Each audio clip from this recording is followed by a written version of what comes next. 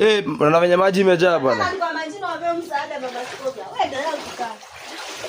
Naona hadi venye kunakaa ni uchafu hii. Unatumia mbona? Hapana, ndeka kwa group. Mama, unaitwaje? Naitwa Immaculate. Immaculate nani? Kilonzo. Na huku unasema hii ni mtaa gani? Hii ni mtaa ya Ruben, kwa Ruben. Na unasema hii maji imekuadhirisha aje? Hii maji kulianza kunyesha usiku. Maji imetuathiri, imeingia kwa manyumba. Hata ukiangalia unaona imetoka mpaka mavi iko kwa milango, iko kwa nyumba pia. So tumeathirika. Unga yangu hata ilimwangika, yenye iliingia kwa nyumba iliangusha vitu.